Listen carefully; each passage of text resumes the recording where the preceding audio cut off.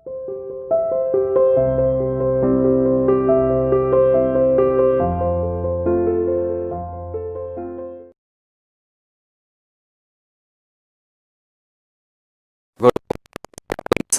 इस चीज़ का ध्यान रखते थे कि जनता के अंदर उनकी छवि बहुत अच्छी रहे, जनता के लिए कल्याणकारी कामों की तरफ भी वो ध्यान रखते थे। वे जनता के लिए विभिन्न प्रकार के मंदिरों का निर्माण भी करते थे, जैसे विभिन्न देवताओं के मंदिरों का निर्माण भी करते थे, उसके लिए ग्रांट भी जारी करते थे।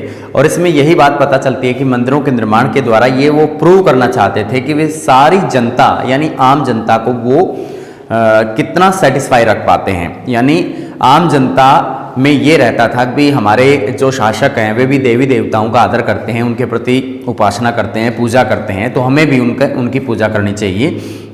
इसी तरीके से एक आत्मिक रूप से जो शासक होते थे वे अपने आप को आत्मिक रूप से ईश्वर या अल्लाह से जुड़ा हुआ भी महसूस करते थे, यानी उस ईश्वर के साथ भी उनका एक घनिष्ठ संबंध कायम हो जाता था, वो ऐसा मानते थे।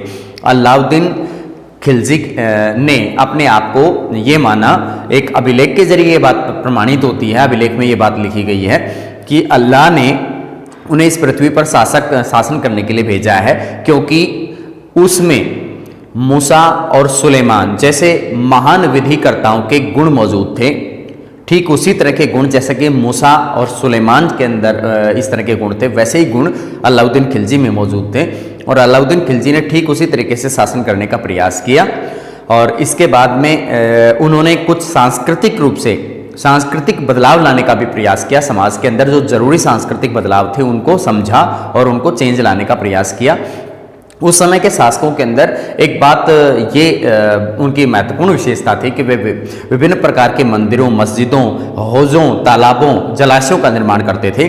जैसे कि सुल्तान शमशुद्दीन इल्तुतमिश ने दिल्ली के अंदर दहली ए कोहना के अंदर एक बड़ा तालाब बनवाया, जिसे राजा के तालाब के नाम से जाना जाता था, जो कि आसपास के अंदर उसे बहुत ख्याति मिली, उसे प्रशंसा मिली कि वह एक बहुत अच्छा शासक था। और उन्हीं के देखा देखी और शासकों ने भी ऐसा ही किया, जैसे शाहजहां ने, जहांगीर ने, औरंगजेब ने, इन्होंने भी ऐसा ही किया कि जिस तरीके से उन्होंने शासन किया है कि आम जनता के लिए जो कल्याणकारी योजनाएं हैं उन पे उन्होंने काम किया। खास तौर पर जैसे हौज हैं, ये छोटे छोटे मंदिरों के अंदर, छोटे छोटे जो गुरुद्वारे होते थे उनके अंदर भी, मस्जिदों के अंदर भी उन्होंने बनवाए उस समय पर। और इसके बाद है कुछ इस तरह की परिस्थितियां भी रही कि मंदिरों के टूटने वाली परिस्थितियां भी सामने आई कि कुछ शासक इसे पसंद करते थे यानी, और कुछ शासक इनको पसंद नहीं करते थे। जैसे अक्सर ये बात देखने में आती थी कि अगर एक राजा दूसरे राजा पर अपनी विजय हासिल करता है तो वह उसके बनाए हुए मंदिरों को तोड़ देते थे और उसे मंदिरों में प्राप्त मूर्तियों को अपने बनाए हुए मंदिरों के अंदर ले जाते थे, वहां उनको स्थापित करते थे। जैसे कि इसमें राजेंद्र प्रथम नाम के एक शासक का विवरण यहाँ पे आता है। उन्होंने विभिन्न पराजित राजाओं के वहां पर मंदिरों से उन प्रतिमाओं को उठाया और अपने वहां पर एक मंदिर का निर्माण किया, जिसके अंदर उन्होंने उनको स्थापित किया। इस प्रकार और भी एग्जाम्पल मिलते हैं, जैसे कि पांडे राजा का मिलता है, श्रीमर का। पांडे राजा श्रीमर ने श्रीलंका के सेनगुप्त पर शासन उनको पराजित किया और सेन प्रथम को उन्होंने युद्ध में पराजित करके वहां पर विभिन्न मूर्तियों को अपने साथ वो ले आए और उन सभी मूर्तियों को उन्होंने मदुरई के अंदर मंदिरों में स्थापित करवाया। उसका बदला लेने के लिए सेनगुप्त द्वितीय ने हमला करवाया, आक्रमण किया और अपने शासनकाल के दौरान जो उन्होंने जीत हासिल की थी, जो चीजें वो उठा के लाए थे, उनको काफी हद तक उन्होंने उनको ढूंढा और कुछ चीजों को वो अपने साथ भी वापस ले गए। ये आपका टॉपिक जो है, इसमें दरबारी इतिहासकारों में सुल्तान का वर्णन अल्लाह की परछाई के रूप में किया गया है कि दरबारी इतिहासों में ये बात बहुत ही ज्यादा प्रमाणित थी कि सुल्तान को बहुत ही ज्यादा इज्जत और प्रतिष्ठा मिलती थी। ये माना जाता था कि पृथ्वी पर अगर भगवान की कोई परछाई है तो वो शासक के रूप में मौजूद है। मस्जिद के अभिलेख में अल्लाह ने अलाउद्दीन खिलजी को शासक के चुने जाने का तर्क दिया कि मस्जिद के अभिलेख में क्या बताया है कि अल्लाह ने उन्हें शासन करने के लिए भेजा है क्योंकि उनके अंदर मूसा और सुलेमान जैसे ज्ञानी, विद्वान और विधिकर्ताओं के गुण मौजूद हैं। उपासना स्थलों का निर्माण ने शासकों को ईश्वर के साथ घनिष्ठ संबंधों की उद्घोषणा करने का मौका दिया।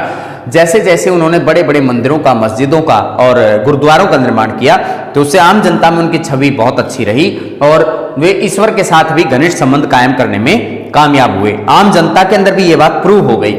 विशाल जलाशय जिसे हौज सुल्तानी कहा जाता है, ये शमसुद्दीन इल्तुतमिश के द्वारा इसका निर्माण किया गया था। दहली कोहना के अंदर इसका निर्माण किया गया है। राजा का तालाब इसे कहा जाता था।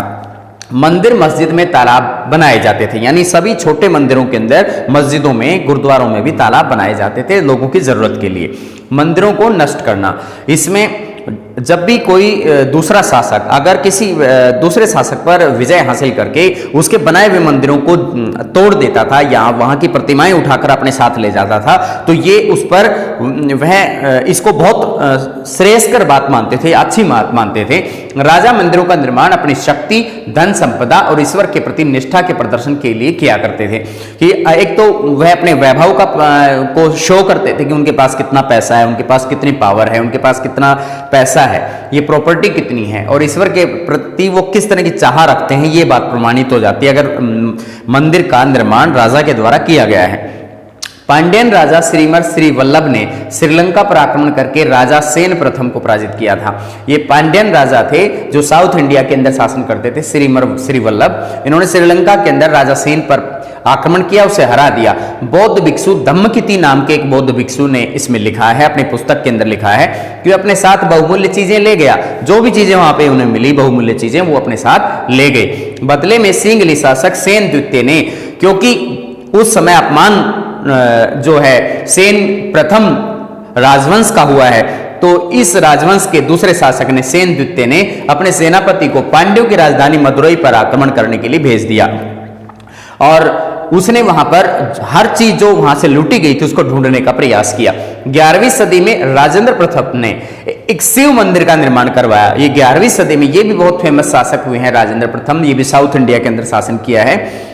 ये चोल वंश से जुड़े हुए शासक हैं, चोल वंश, जिसे उत्कृष्ट प्रतिमाओं से भर दिया। इन्होंने क्या किया कि जितने भी पराजित शासक थे उनके क्षेत्रों में जितने भी मंदिर थे उन सब से मंदिरों की प्रतिमाएं उठाई और अपने इस शिव मंदिर के अंदर उन्होंने उसे स्थापित किया। इसमें एक सूर्य पीठिका मिली, एक गणेश की मूर्ति, एक नंदी की मूर्ति, भैरव की मूर्ति, काली की मूर्ति और दुर्गा की मूर्ति, शिव की मूर्ति और भैरवी की प्रतिमाएं ये यहाँ पर मिली हैं। इससे पता चलता है कि उस समय अपने आप को प्रूव करने के लिए पराजित शासकों की संपत्तियों, धन संपत्तियों का या उनके बनाए हुए उपासना स्थलों को लूटना ये ठीक समझते थे।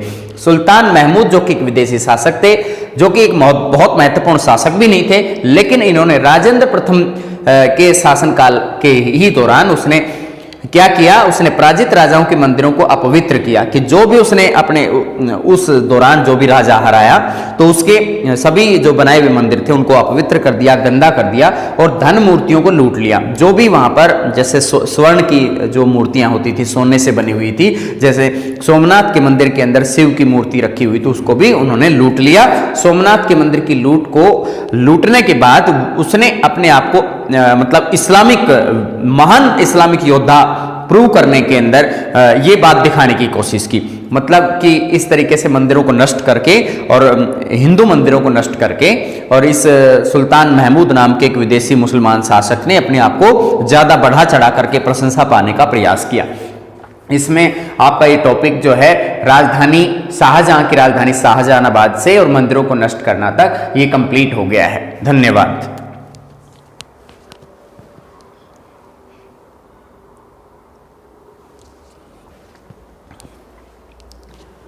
इसमें ये टॉपिक आप देख सकते हैं कि दरबारी इतिहासों में सुल्तान का जो वर्णन किया गया है अल्लाह की परछाई के रूप में इसलिए किया गया है क्योंकि अल्लाह की परछाई पृथ्वी पर ईश्वर के प्रतीक के रूप में एक राजा को मानने वाली प्रथा उस समय चली हुई थी, उसके लिए कहा गया है। दूसरे पॉइंट में मस्जिद के अभिलेख में अल्लाह ने अलाउद्दीन खिलजी को यहाँ पर शासन करने के लिए भेजा है और अलाउद्दीन खिलजी अपने आप को ये एक तरह से नैतिक रूप से समर्थन पाने के लिए अपने आप को ये साबित करने की कोशिश करते हैं कि वह एक महान विधि निर्माता यानी कानून निर्माता जो हैं मूसा और सुलेमान, जो कि विशिष्ट व्यक्ति होते थे, उन्हीं के जैसे गुण अलाउद्दीन खिलजी में मौजूद हैं, इसलिए शासन करने के लिए उन्हें यहाँ पर भेजा है। उपासना स्थलों का निर्माण करना उस समय के शासक अपना अच्छा कार्य समझते थे, प्रशंसा पाने के लिए ऐसा करते थे और ईश्वर के साथ घनिष्ठ संबंध स्थापित करने के लिए करते थे। विशाल जलाशयों का निर्माण ये दहली कोहना के अंदर सुल्तान इल्तुतमिश के द्वारा हौजे सुल्तानी का निर्माण किया गया था। मंदिर और मस्जिद के अंदर छोटे तालाब भी बनाए जाते थे। मंदिरों को नष्ट करना। राजा मंदिरों का निर्माण अपनी शक्ति, धन संपदा, ईश्वर के प्रति निष्ठा के प्रदर्शन के लिए करते थे। पांड्यन राजा श्रीमर श्रीवल्लभ ने श्रीलंका के अंदर सेन प्रथम नाम के एक शासक को हरा दिया और उसको हराने के बाद वहां पर जो बनाए हुए मंदिर थे उनकी प्रतिमाओं को लूट करके अपने देश ले आए। और इस बात का पता कैसे चलता है, बौद्ध भिक्षु धम्मकिति नामक एक बौद्ध भिक्षु हैं, उन्होंने अपने विवरण के अंदर ये बात लिख रखी है। सिंहली शासक, जो कि श्रीलंका के शासकों को सिंहली शासक कहा जाता है, सिंहली शासक सेन द्वितीय ने, जो कि सेन प्रथम के बाद में राजा बने थे सेन द्वितीय, इन्होंने अपने सेनापति को पांड्यों की राजधानी, जहां से श्रीमर जो यहाँ पे बताए गए हैं, श्रीमर श्रीवल्लभ, ये पांड्य क्षेत्र के राजा थे, तो यहाँ पांड्य क्षेत्र की जो राजधानी थी मदुरई थी, मदुरई पर आक्रमण करने के लिए भेज दिया और अपने जो उनका अपमान हो चुका था उस अपमान का बदला लिया। 11वीं सदी में राजेंद्र प्रथम ने शिव मंदिर का निर्माण करवाया। इसमें जितने भी आसपास के जो राजा उसने हराए थे उनके वहां पे महत्वपूर्ण चीजों को उन्होंने उठाया। सूर्य पीठिका, एक गणेश की मूर्ति, नंदी मूर्ति, भैरव मूर्ति, भैरवी और शिव की मूर्ति, ये सभी मूर्तियां उन्होंने वहां से उठा करके अपने मंदिर में स्थापित की। सुल्तान महमूद ने, जो कि राजेंद्र प्रथम का ही समकालीन था, उसी समय पर शासन करता था, उसने भारत के अंदर आक्रमण किया, सोमनाथ के मंदिर को लूटा, बाकी अन्य मंदिरों को भी लूटा और उनको अपवित्र भी किया और अपने आप को महान इस्लामिक योद्धा प्रूव करने के लिए उसने मंदिरों के लूट को अंजाम दिया। धन्यवाद।